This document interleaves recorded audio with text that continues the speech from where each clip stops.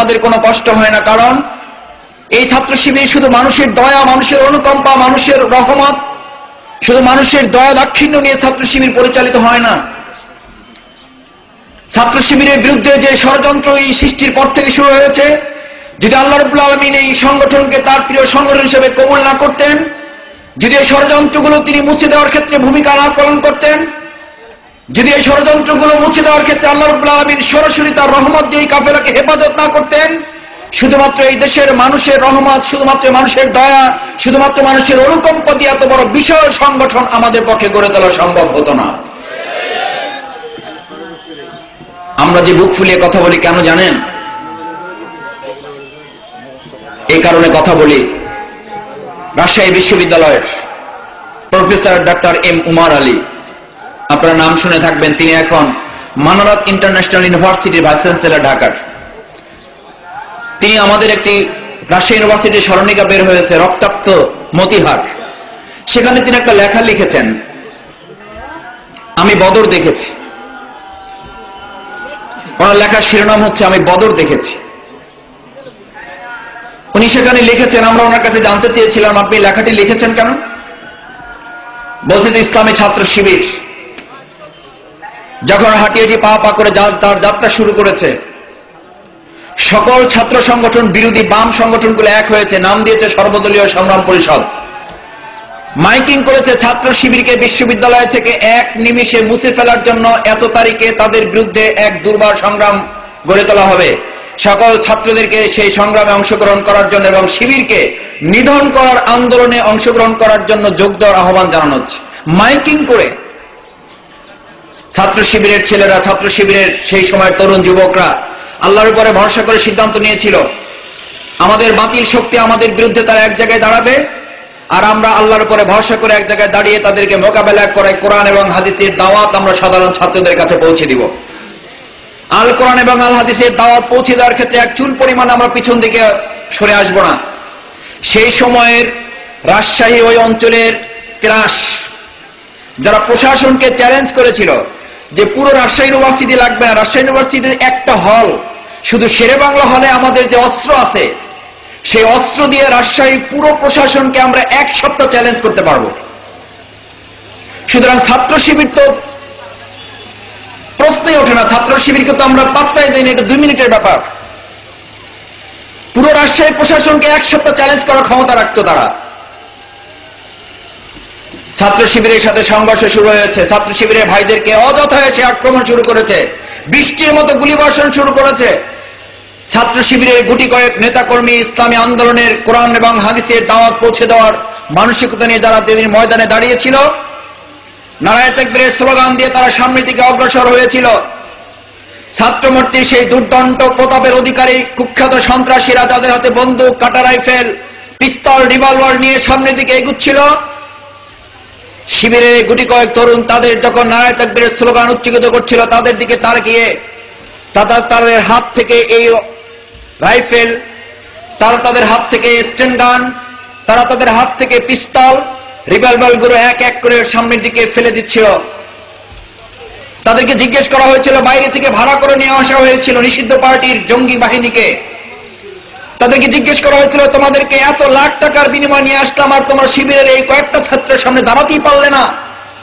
তারা সেদিন বলেছিল ছাত্র শিবিরের ছেলেগুলো তো আমাদের জন্য কোনো সমস্যা ছিল না, কিন্তু যখন মারামারি শুরু হলো তখন আমরা দেখতে পেলাম ওই গুটি কত লোকের সাথে লম্বা লম্বা সাদা পাঞ্জাবি পরা, সাদা পাগড়ি পরা এমন কিছু লোক তাদের সাথে অংশগ্রহণ করেছে যাদের চোখের দিকে তাকিয়ে আমাদের হাতের অস্ত্রগুলো আমরা হাতে রাখতে পারছিলাম না, সামনের দিকে অগ্রসর হতে পারছিলাম না, নিজেকে আত্মরক্ষা করতে না পেরে ওখান থেকে অস্ত্র ফেলে দিয়ে পালিয়ে আসার মতো হিম্মত পর্যন্ত হারিয়ে ফেলেছিলাম। সেদিন ছাত্র শিবিরের ছেলেরা তাদের হাত থেকে অস্ত্র নিয়ে তাদের বুকে গুলি না চালিয়ে তাদেরকে প্রশাসনের হাতে তুলে দিয়ে বলেছিল এই সন্ত্রাসীগুলোকে আমরা মারতে চাই না, এদেরকে ইসলাম কবুল করার জন্য আপনাদের হাতে নিয়ে এসেছি। ছাত্র শিবির ওমর রাদিয়াল্লাহু তাআলার মতো লোক তৈরি করার জন্য সেদিন বদরের ময়দান রাজশাহী ইউনিভার্সিটি তৈরি করেছিল। ইসলামী ছাত্র শিবির এক একটি বদরের ময়দান, এক একটি তায়েফ, এক একটি উহুদ বাড়ি দিয়ে আজকে আমরা ইসলামী ছাত্র শিবির এই লোকগুলো তৈরি করতে সক্ষম হয়েছে। প্রাণপ্রিয় কর্মী ভাইয়েরা, সেই সংগঠনের একজন কর্মী হিসাবে আপনি একজন কর্মী, আপনি ভাববেন না আপনি ছোট কেউ, আপনি অনেক বড়। ছাত্র শিবিরের মতো পুত পবিত্র একটি কাফেলার কর্মী হতে পেরেছেন। সেজদাবনত চিত্তে আল্লাহর কাছে পড়ে থাকা উচিত। এই মাত্র কয়েকদিন আগের কথা, আমার শ্রদ্ধেয় কেন্দ্রীয় সভাপতি সেলিম ভাই, তখন কেন্দ্রীয় সভাপতি, আমি সেক্রেটারি জেনারেল, আমি গিয়েছিলাম চট্টগ্রাম মহানগরী দক্ষিণের তৎকালীন সভাপতি আনোয়ারুল আলম চৌধুরী ভাই আমাকে ফোন করেছেন, মাসুদ ভাই একটা খবর বলবো আপনাকে। আমি বললাম কি হয়েছে? বলছে যে আমি আমাদের এলাকার পলিটেকনিক ইনস্টিটিউটের পাশের একটি উপশাখার একজন কর্মী সাথী প্রার্থী হয়েছেন, তাকে আমরা একটা উপশাখার সভাপতি বানিয়েছি। দীর্ঘদিন থেকে তার প্রত্যাশা সে সাথী হবে, সাথী প্রার্থী হয়েছেন, তাকে আমরা একটা উপশাখার সভাপতি বানিয়েছি। তিনি অসুস্থ হয়েছেন, অসুস্থ অবস্থায় মারা গিয়েছেন। আমরা বাড়িতে নিয়ে গেছি, বাড়িতে দাফন কাফনের ব্যবস্থা হয়েছে। 1 মাস পরে তার বাড়ি থেকে তার বাবা এবং মা আমাদেরকে ফোন করছেন, বাবা আমার যে সন্তান মারা গিয়েছে, সেই সন্তান, বারবার আমরা স্বপ্ন দেখছি যে আমাদেরকে বলা হচ্ছে তোমার যে সন্তানকে তোমরা কবরস্থ করেছে, তোমাদের সেই সন্তান জীবিত, তাকে কবর থেকে উঠাও। আনোয়ারুল আলম চৌধুরী ভাই বললেন, মাসুদ ভাই আমি তাদেরকে অনেকবার রিকোয়েস্ট করার চেষ্টা করেছি, এই স্বপ্ন নাও হতে পারে, এটা ঠিক নাও হতে পারে। আবার কয়েকদিন পর স্বপ্ন দেখেছেন, বলছে তোমার সন্তানকে জীবিত আছে, তাকে কবর থেকে উঠাও। শেষ পর্যন্ত আনোয়ারুল আলম চৌধুরী ভাই সভাপতি বললেন যে আপনি ওখানকার আলেমদের সাথে একটু পরামর্শ করেন। আলেমদের সাথে পরামর্শ করা হলো, তাদেরকে জিজ্ঞেস করা হলো। আলেমরা বললেন যেহেতু স্বপ্ন দেখেছেন, আমরা একবার অন্তত কবর খনন করে দেখার ব্যবস্থা করি।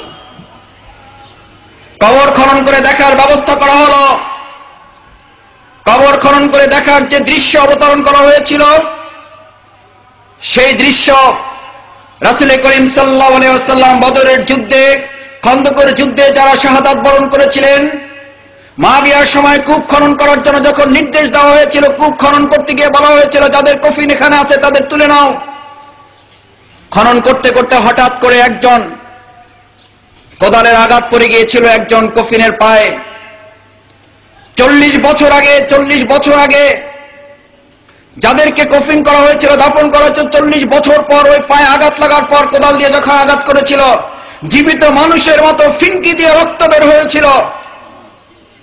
আল্লাহ রাব্বুল আলামিন সেই কফিনকে যেভাবে হেফাজত করেছিলেন, ইসলামী ছাত্র শিবিরের সেই কর্মী, সেই উপশাখার সভাপতির 1.5 মাস পরে কবর উত্তোলন করার পর লক্ষ্য করা গেল তাকে সেই দিন যেভাবে কবরস্থ করা হয়েছে, যে হাসি মুখে কবরস্থ করা হয়েছে, যে কফিন দিয়ে তাকে কবরস্থ করা হয়েছে, সেই একই অবস্থায় আল্লাহ রাব্বুল আলামিন তাকে সেখানে হেফাজত করেছেন।